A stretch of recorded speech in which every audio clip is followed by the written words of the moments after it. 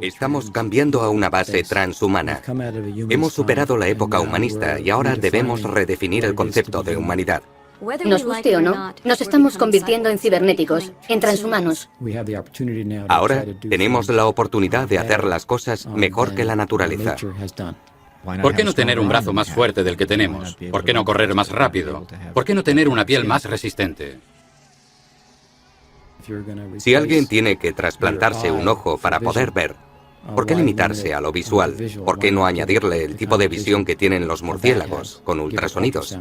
¿Imaginan un cuerpo diseñado por Versace? ¿Imaginan un cuerpo diseñado por Terry Mugler? Estos individuos, el fallecido Versace era un diseñador increíble.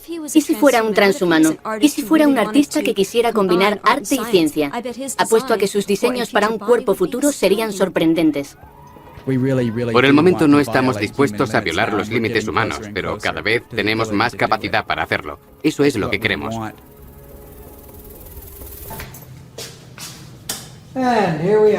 Aquí estamos, en el laboratorio de investigación del cerebro.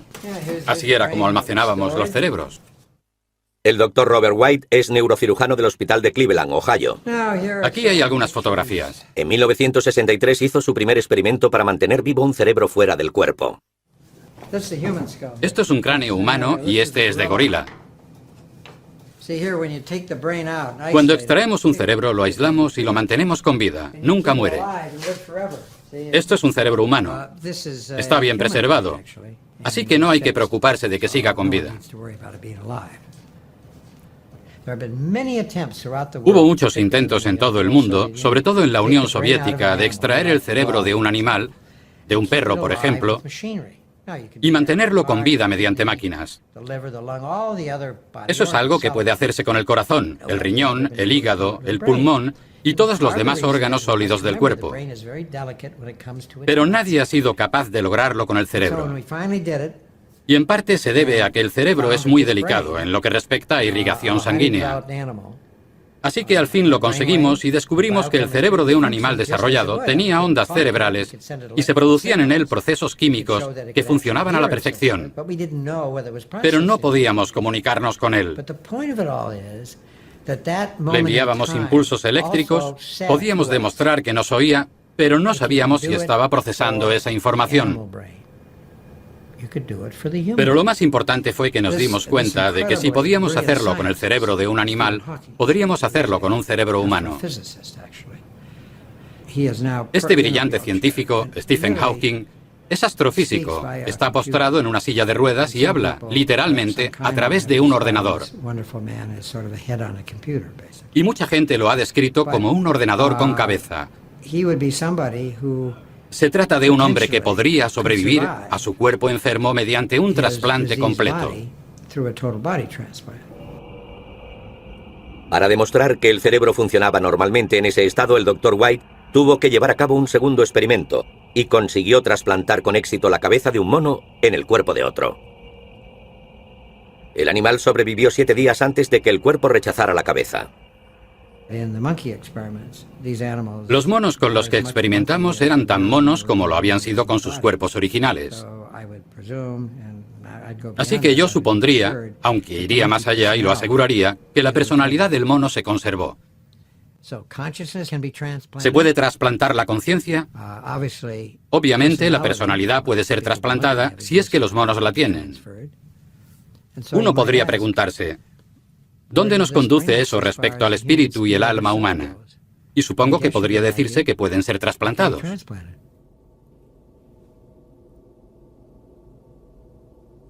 Nos estamos convirtiendo en objetos del diseño de conciencia, y las implicaciones que eso conlleva son enormes, porque hasta ahora hemos forjado el mundo que nos rodea de un modo radical. Hemos transformado el paisaje. Hemos construido una sociedad, cambiando todo aquello ajeno a nosotros. Pero siempre imaginamos que nosotros seguiríamos igual, que no nos veríamos atrapados en ese proceso. Y no es así. Vamos a rehacernos Y es algo difícil de tratar, porque nos romperá todas las cadenas que nos limitan y definen como seres humanos.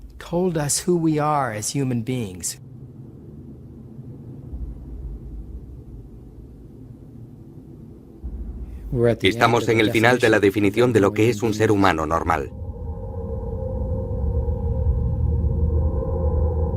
Todo ser vivo está definido por su código de ADN.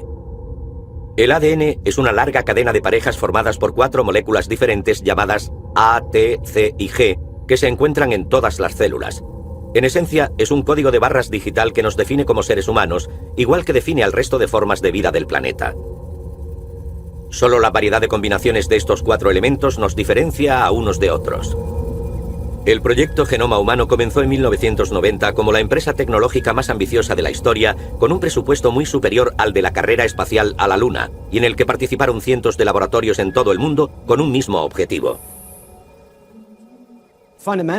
Básicamente, se trataba de determinar la secuencia completa del genoma humano, los 3.000 millones de letras que conforman nuestro código genético. Y ahora que lo conocemos, es verdaderamente increíble, parece un código digital. En su interior está la información sobre los genes necesarios para crear un hígado, un corazón o cualquier otra parte del cuerpo humano. Ahora empieza la parte divertida, porque tenemos que descodificarlo para identificar las letras que nos interesan. Pero prácticamente es un código digital.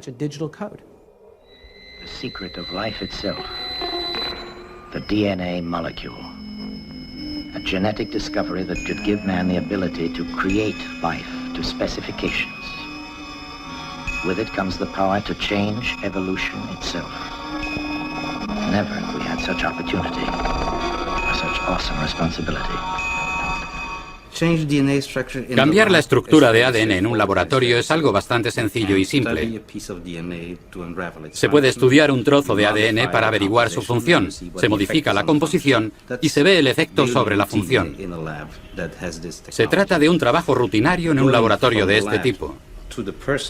Pasar del laboratorio a la persona, a la terapia, en teoría es igual de sencillo.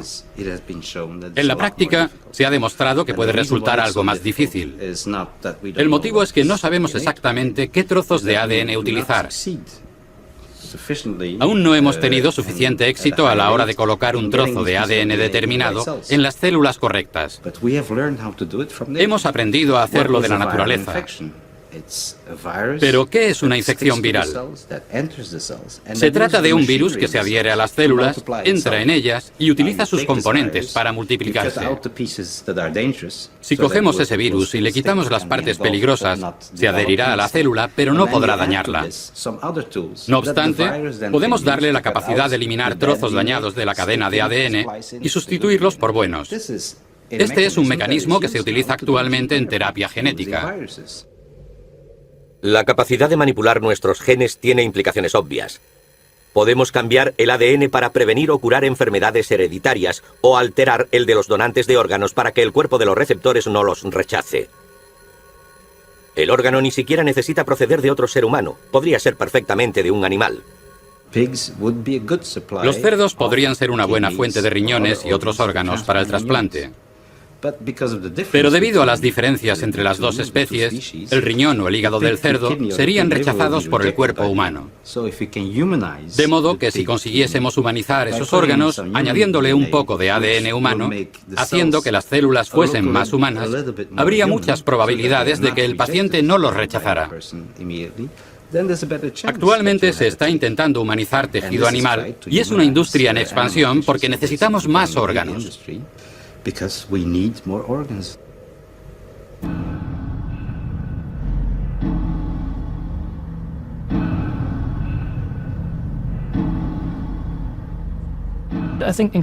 Cada vez somos más conscientes de que el cuerpo no es sagrado, que no fuimos creados siguiendo un plan divino.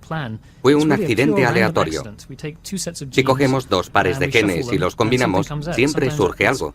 A veces es algo maravilloso, un agujero en el corazón, una psicosis o cierta tendencia a experimentar ira, problemas de adicción, falta de concentración o cualquier otro tipo de defecto. Me parece absurdo calificar algo de normal o de sagrado. Se trata de pura suerte, no existe un plan prefijado que tengamos tengamos que seguir. La ingeniería genética me parece una de las cosas más éticas que podemos hacer. Una especie se define mediante el aislamiento de sus genes, el aislamiento reproductivo. Pero si empezamos a combinar genes de especies diferentes y a experimentar con la variedad genética disponible en el mundo animal, creamos nuevas alteraciones.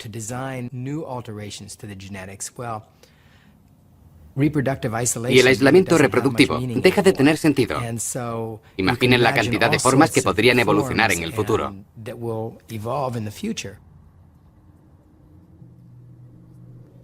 En el futuro, podremos esculpir nuestros cuerpos como esculturas vivientes. Serán hermosos diseños electrónicos que brillarán como prismas a la luz de la mañana. Podremos cambiar de forma y convertirnos en trozos de mármol o mutar en fluidos luminiscentes con forma de serpiente. Después de todo, el cuerpo no es más que una extensión de la moda. Podríamos reconfigurar el cuerpo humano para conseguir volar, a pesar de que somos demasiado pesados. Algunos animales vuelan, como los murciélagos, pero son más ligeros. Pero es una pregunta interesante porque plantea el problema de no utilizar la genética solo para curar a un hombre, sino para convertirlo en un superhombre, haciéndole avanzar. Nuestro futuro no es intentar frenar la ingeniería genética, sino utilizarla del modo en que mejor nos sirva. Si podemos, nuestros hijos serán más inteligentes y sanos, y vivirán más tiempo gracias a nuestras alteraciones genéticas. ¿Por qué no íbamos a hacerlo? Si un niño pudiera vivir 2 siglos y otro solo 80 años, porque sus padres no estaban de acuerdo con hacerle algunos cambios genéticos, no creo que estuviera muy contento con esa decisión. Lo mismo ocurriría si su coeficiente intelectual fuera normal y el del resto de su clase fuera mucho mayor gracias a la manipulación biológica o genética. Se sentiría furioso.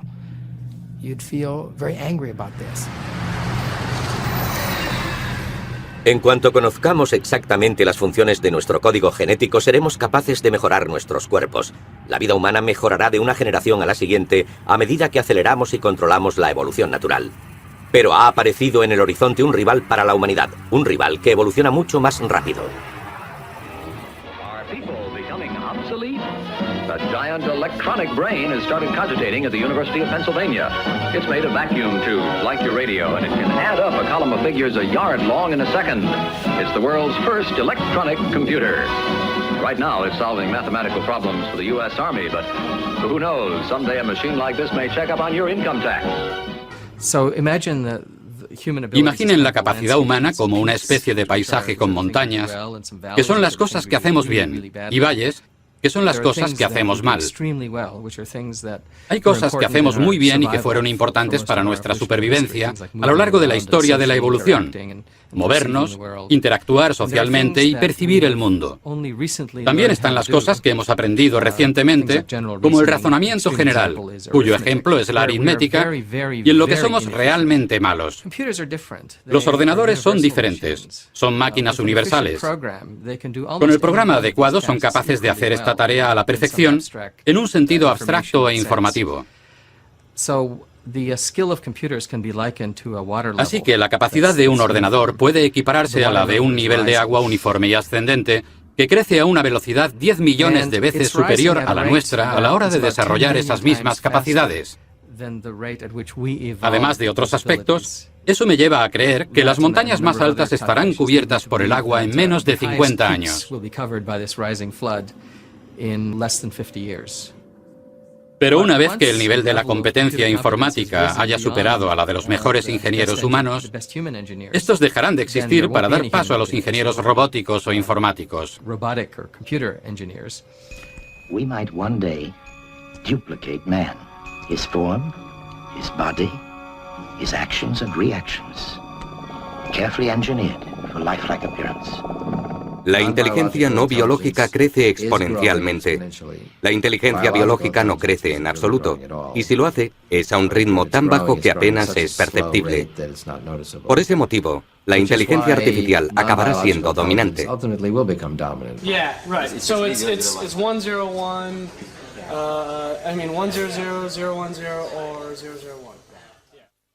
¿Se convertirán los ordenadores en seres conscientes?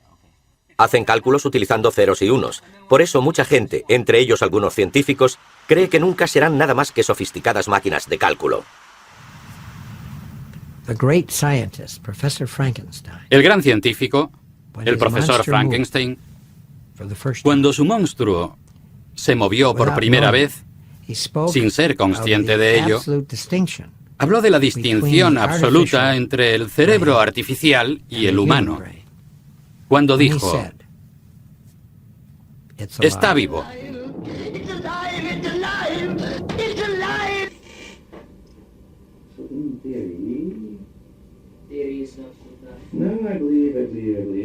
La diferencia entre la inteligencia artificial y la biológica puede resumirse en una palabra: vida.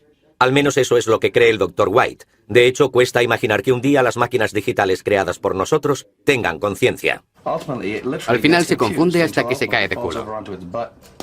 Ahí está. Entonces, ¿por qué pensamos en nosotros como en mecanismos únicos y sagrados? Después de todo, también estamos definidos por un código digital, nuestro ADN. El enfoque actual para la inteligencia artificial no es programar seres conscientes, sino dejar que los robots aprendan por sí mismos, adquiriendo conocimientos paso a paso, igual que nosotros. No metemos ninguna programación a estas máquinas. Lo que hacemos es crear una topología neurológica similar al diseño de nuestro sistema nervioso, con el cerebro en la parte superior y los pequeños tentáculos que llegan hasta nuestros músculos. Y como no tiene más opción, cuando lo encendemos, aprenden a caminar. Se puede ver claramente. Cuando se levanta, se vuelve un poco loco. Y las patas parecen sufrir una especie de epilepsia hasta que aprende a seguir adelante. Vean. Acaba de aprender a andar. Se ha programado a sí mismo en un periodo de tiempo muy corto. La gente casi siempre asume que primero se crea el cerebro y de él surge el resto del cuerpo. Por el contrario, más de la mitad de las especies de este planeta no tienen cerebro para expresarse, pero logran sobrevivir y moverse en su entorno de manera eficaz. Así que hemos intentado evolucionar los robots desde lo básico, y en el proceso no hemos desarrollado cerebros, pero sí sistemas nerviosos muy efectivos.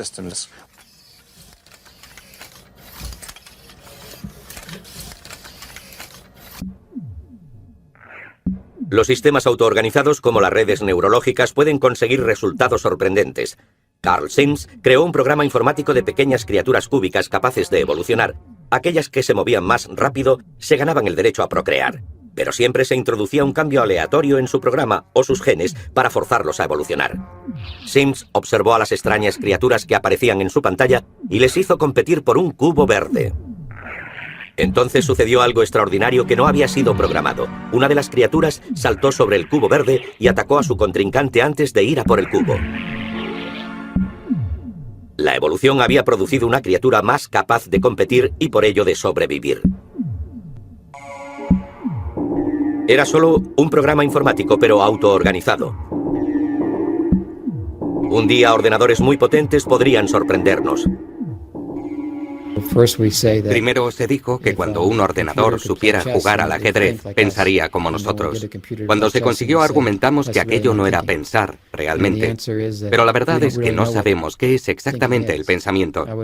Yo diría que las máquinas están haciendo un buen trabajo pensando, pero no creando, aunque no sepamos exactamente en qué consiste la creación. Tampoco se les da muy bien tener alma. Pero es que nosotros tampoco sabemos qué es eso. Y si pudiéramos definirlo, seguro que se les daba muy bien.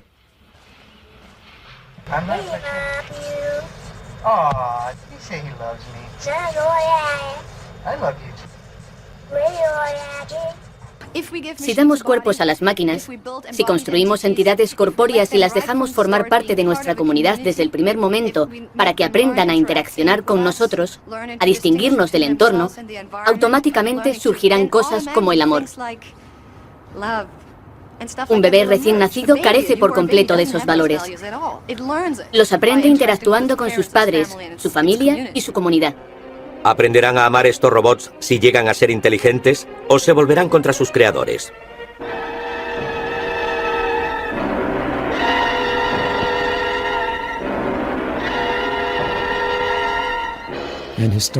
Históricamente, los humanos nunca han llevado bien el hecho de cohabitar con otras especies similares a la nuestra.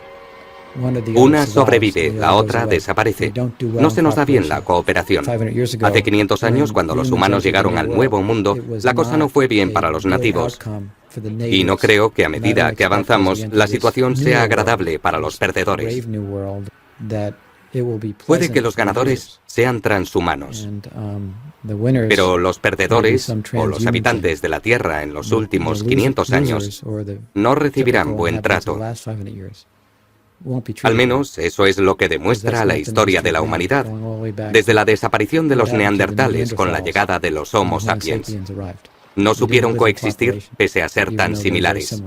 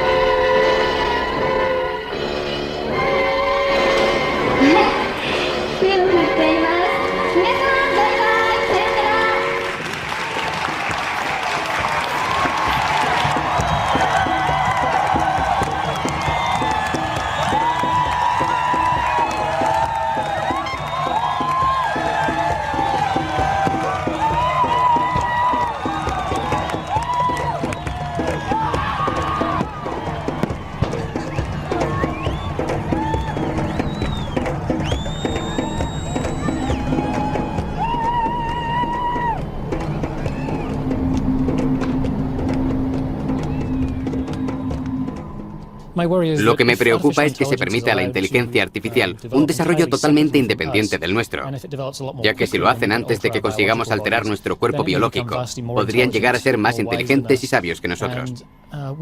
Nos quedaríamos atrás, y yo preferiría ir por delante de las criaturas más avanzadas.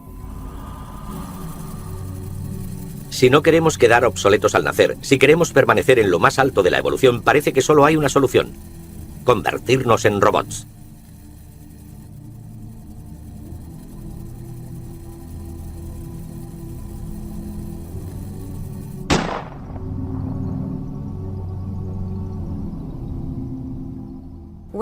Nos guste o no, nos estamos convirtiendo en cibernéticos, en transhumanos. El transhumano es una evolución de humano a poshumano. Dejaremos de ser exclusivamente biológicos y tendremos muchos añadidos artificiales. ¿Caminamos desnudos? No. Llevamos ropa, llevamos gafas, llevamos tapones para los oídos. Se trata de añadidos muy básicos para nuestra biología, pero también tenemos prótesis y marcapasos. Poco a poco iremos viendo prótesis mucho más avanzadas hasta que, al final, tengamos cuerpos protésicos. El ser humano está muy bien diseñado, pero tiene algunos fallos, y uno de ellos es que no está diseñado para la era moderna. La era industrial se equipa más rápido que nosotros y de modo tan grande que podría aplastarnos. Fuimos diseñados con un endoesqueleto, es decir, con los huesos en el interior y tejido blando en el exterior. El mundo sería mucho mejor para nosotros si nuestros huesos fueran externos, si tuviéramos un exoesqueleto como los escarabajos.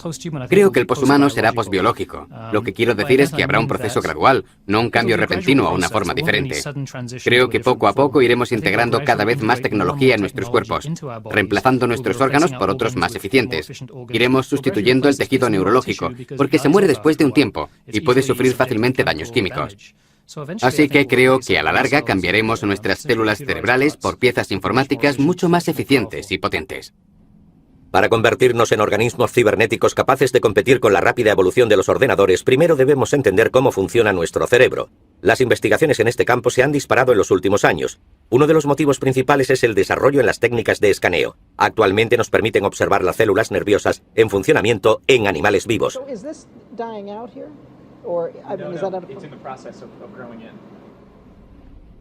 La técnica está basada en las medusas fluorescentes. El Dr. Littman aisló el gen responsable de la fluorescencia. Lo implantó en ratones y continuó sus experimentos hasta que obtuvo un ratón solo con las células cerebrales fluorescentes. Han sido modificados genéticamente y sus características son ahora hereditarias. Tenemos una variedad de ratón amarillo, otra de ratón azul y otra en la que solo hemos marcado unas cuantas células. Estamos creando ratones con múltiples colores. Los llamamos ratones arcoíris. Mediante esta técnica se pueden observar las células nerviosas, establecer conexiones entre ellas y emitir señales. Es bastante sorprendente y precioso ver las células nerviosas. Se conocen desde hace mucho tiempo, pero nunca se había podido observar en animales vivos. Actualmente esta técnica se utiliza en muchos laboratorios que unen esfuerzos para comprender el funcionamiento del cerebro. Otros científicos utilizan un método totalmente diferente. Aíslan las células del cerebro y las cultivan en pequeñas placas sobre chips informáticos. El problema de esta técnica es que resulta extremadamente difícil colocar las células en el punto exacto de conexión. Un equipo de investigadores de IMEC ha resuelto el problema. Colocaron sobre el chip una plantilla de un producto que a las células les encanta comer. Mientras lo consumían se quedaban adheridas en el punto exacto, en tanto que la dirección de sus tentáculos queda delimitada por la plantilla. De este modo se puede controlar toda la red de células nerviosas. Algunos científicos ya han experimentado con esas placas. Sus chips son menos precisos, pero los resultados suelen ser asombrosos. Permitidme que desconecte las luces. El doctor de Mars, por ejemplo, intenta comunicarse con sus placas y enseñarles varias tareas. Cada una de estas placas contiene unas 20 neuronas que no paran de actuar mientras hablamos. Cada una de ellas forma una red independiente que actúa espontáneamente.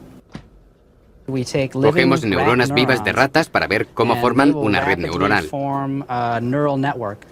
Debajo de la superficie tenemos una cuadrícula de electrodos para poder escuchar las conversaciones entre ellas. También podemos estimular la actividad de la red. Podemos enviar diferentes patrones de estimulación y ver cómo cambia la red como resultado de ello. Así es como lo hacemos. Enseña a las placas cerebrales a pilotar un avión. La red puede pilotar el avión de manera óptima.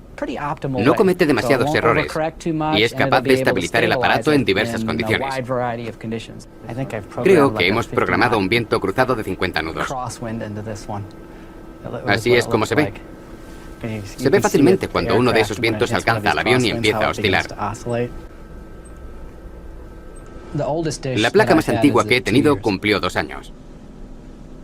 Y murió únicamente porque la trasladamos del laboratorio de Caltech al de Georgia Tech. Si no, probablemente seguiría con vida. Cada placa tiene sus propias características y es fácil aprender a distinguirlas. Aún así, requieren bastante trabajo. Hay que alimentarlas una vez a la semana. Cada vez seremos más capaces de medir y entender cómo funcionan las células de nuestro cerebro. Pero ¿seremos capaces de descifrar nuestra consciencia? Los experimentos de la doctora Yan Dan han demostrado que es posible leer y entender el cerebro. No sabía que habíamos empezado de nuevo. Así que esto es una película digitalizada. Se la mostramos al animal y grabamos la actividad de sus neuronas visuales. Y estas señales eléctricas grabadas las enviamos por estos cables. Ha conseguido captar la visión del cerebro de un gato y reconstruir lo que ve en una pantalla de ordenador. Esto es una película digitalizada. Un fragmento de Indiana Jones. O eso creo.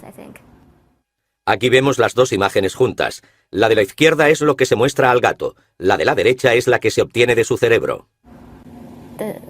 La imagen parpadea bastante. El ruido. Probablemente ese sea el ruido de las neuronas, porque a veces lanzan picos espontáneamente. Tenemos en cuenta ese ruido, pero puede que reflejen otra cosa, como sus pensamientos. Aún así, no podemos aislarlos y se reflejan en forma de información visual. Esta es la reconstrucción que obtenemos. Es la primera vez que se obtiene una imagen de un cerebro y eso demuestra que podemos leerlo y entender su gramática. La cara es reconocible, pero no puedo evitar pensar que tiene un aire felino.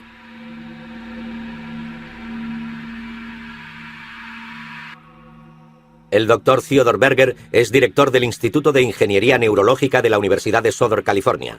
Un equipo de científicos de élite de diferentes disciplinas, tales como neurología y programación informática, han colaborado para desarrollar un chip que pueda reemplazar partes del cerebro o a largo plazo añadir más potencia cerebral. Una de las primeras cosas que hacemos es estudiar esta parte del cerebro de forma experimental.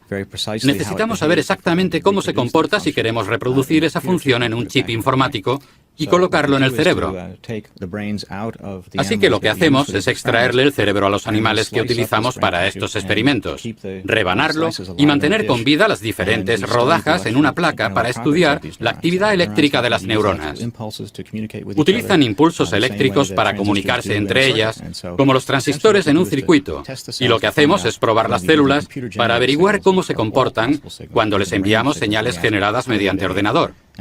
Observando su lenguaje, deducimos la función e intentamos describirla mediante ecuaciones matemáticas.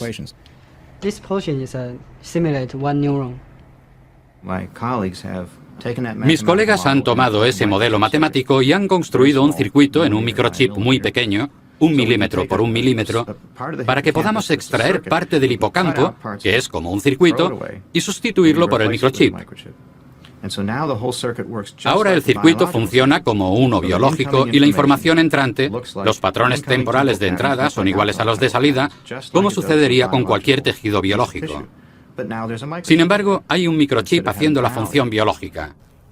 Actualmente el chip está siendo probado en animales. Uno de los problemas que aún no se han resuelto es la conexión del chip al cerebro. La tecnología actual utiliza electrodos diminutos, pero en el futuro podría emplearse la opción de implantar células cerebrales directamente en los puntos de conexión del chip. Estas podrían ser forzadas a conectarse en puntos exactos del cerebro para crear una interfaz perfecta.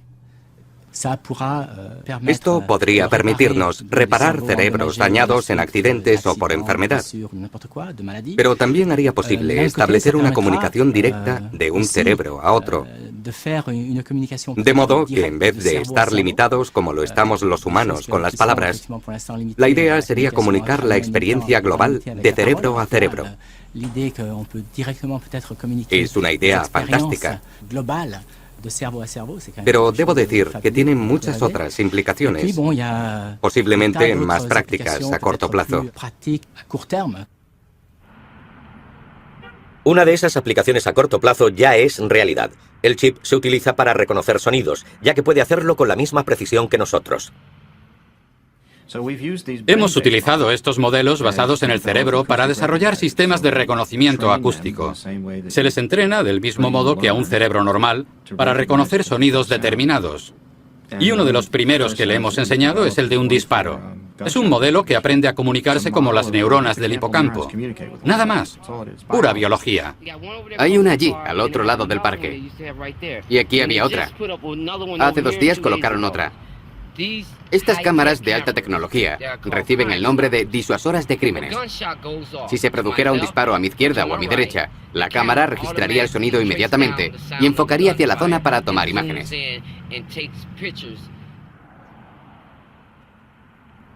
Actualmente no se puede comprar ningún sistema de reconocimiento de señales de voz o de cualquier otro sonido. No funcionan, pero así lo hace el cerebro. Y como nuestros modelos se basan en él, tenemos que trabajar en esa dirección. La cuestión es que no hay cámaras instaladas en los barrios de blancos. Pero nosotros tenemos 5 o 6. El barrio negro está siendo vigilado.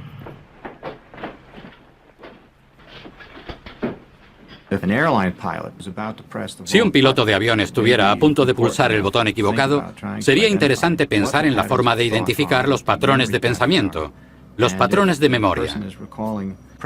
Y si ese piloto fuera a pulsar el botón de eyección cuando no debe, o el de lanzamiento de bombas, deberíamos poder intervenir y evitarlo.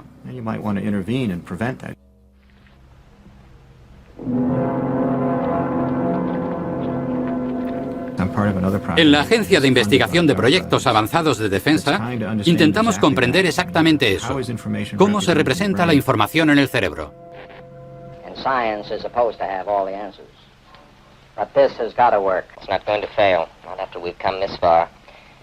We have here, for all practical purposes, a normal human being, except for his electronic sensory control system, of course.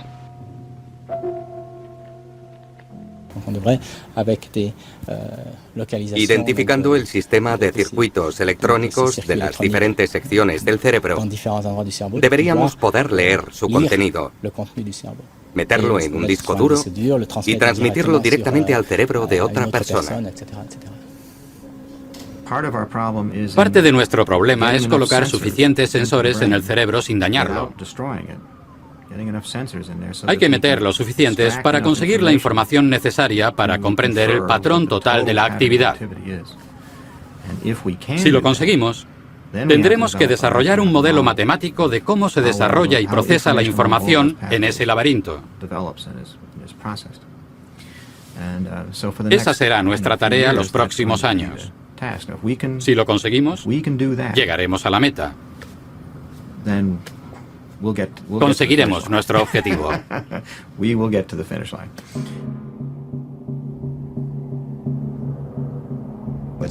Sería demasiado conservador decir que para el 2025 seremos capaces de conocer todo lo que sucede en nuestro cerebro.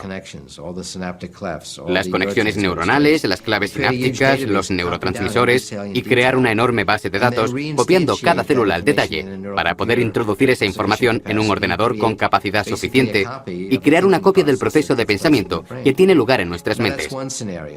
En realidad se trata de una prueba de que somos capaces de desentrañar los secretos de la inteligencia que existe en el cerebro humano. Una vez que hemos escaneado esa información, también podemos comprender y ver cómo está organizado y mejorarlo o extenderlo. Podemos aumentar la memoria o hacer que funcione más rápido e incluso ampliar las capacidades perceptivas. Transferir la mente a un ordenador. Este parece ser el sueño de muchos científicos. Liberarnos de nuestros cuerpos que se están quedando obsoletos en este mundo tecnológico para pasar a ser espíritus libres en un ciberespacio.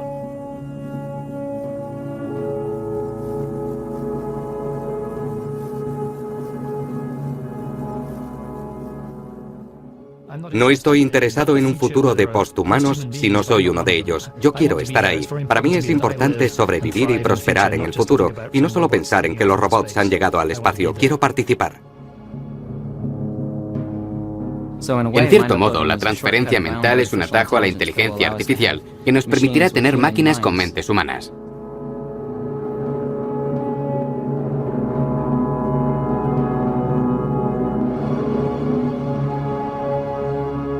Espero que quepamos en un CD-ROM de 600 megabytes. Apuesto a que es toda la capacidad necesaria para copiar a una persona.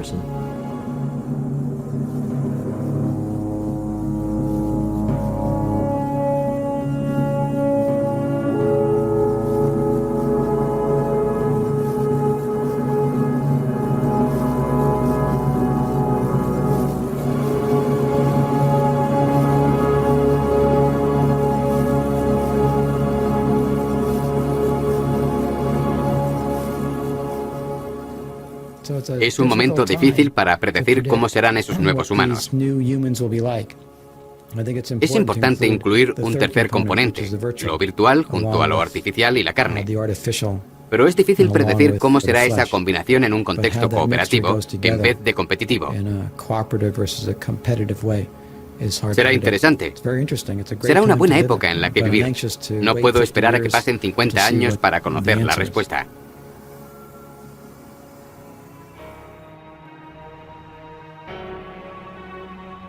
La realidad y la realidad virtual están empezando a fusionarse.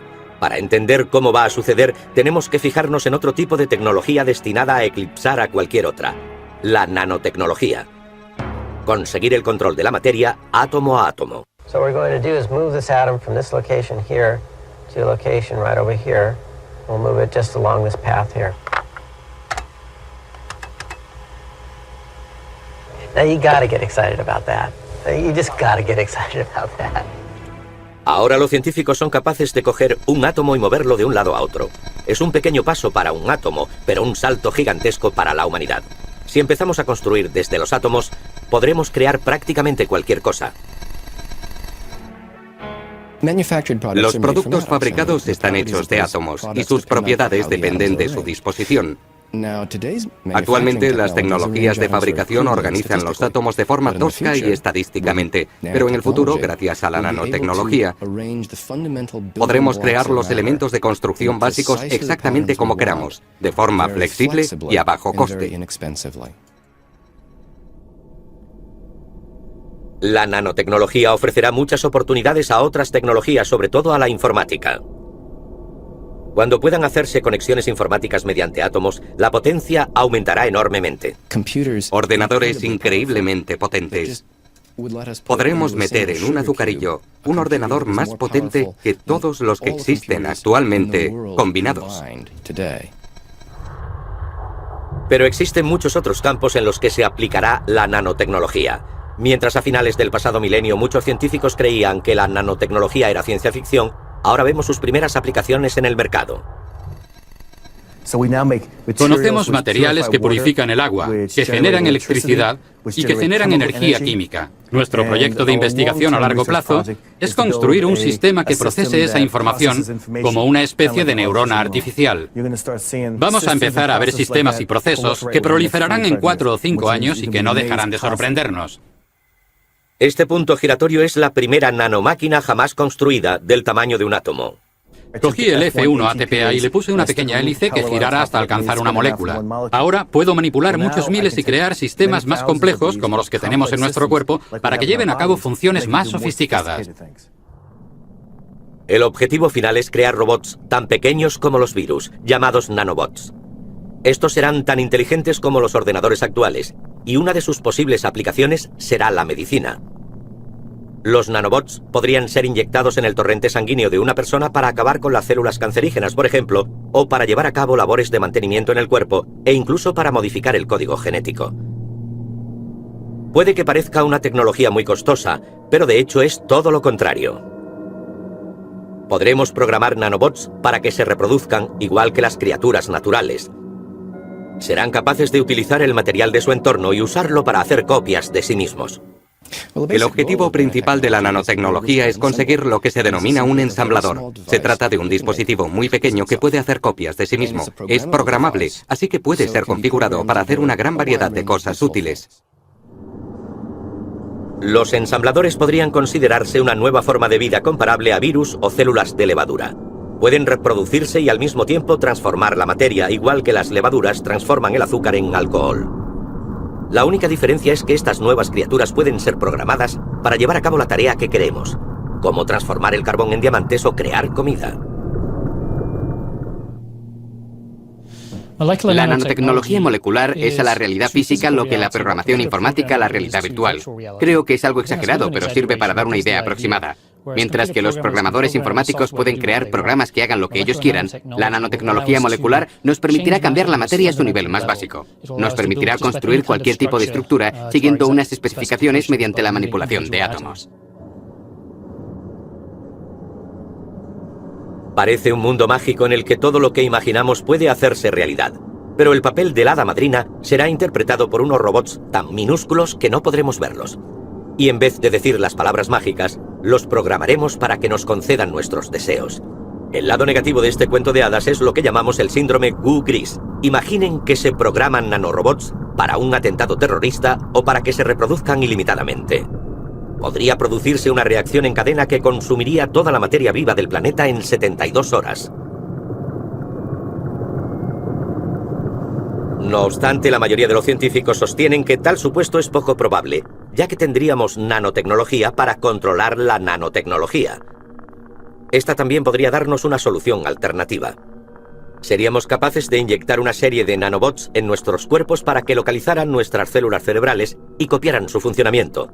Sin esfuerzo grabaríamos una copia de seguridad de nuestra conciencia que se introduciría en un ordenador para su posterior utilización, o donde podría combinarse con otras almas y programas informáticos. De ese modo estaríamos listos para abandonar este planeta e iniciar la exploración del universo.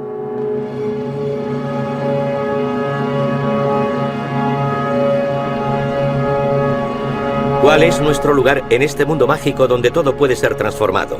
¿Cómo sobrellevará a la gente ese futuro? ¿O se trata de algo que por definición va más allá de nuestra capacidad de entendimiento y solo podrán comprender los transhumanos? ¿Permaneceremos como siempre y observaremos maravillados desde un lado?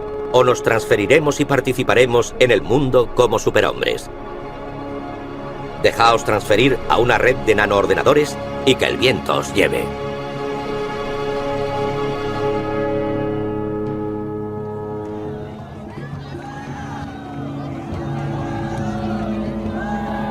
Es importante admitir que la epopeya posthumana se acerca. En serio.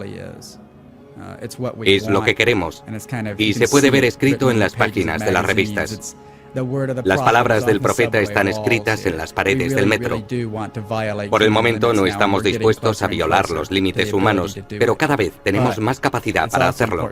Pero también es importante destacar que este no es el final de la historia, que no soluciona todos nuestros problemas y que crea otros nuevos que se intensificarán. Habrá más de un tipo de posthumanidad. Y el mero hecho de que dejemos de ser humanos no significa que no volvamos a sufrir los mismos problemas de personalidad que antes. Eso no nos liberará de nosotros mismos y probablemente acentúe los matices y no lo contrario. No vamos a convertirnos en máquinas como Robocop. Solo tendremos nuevas habilidades y poderes, lo cual supone un problema, porque a mayor poder, más responsabilidad, no menos.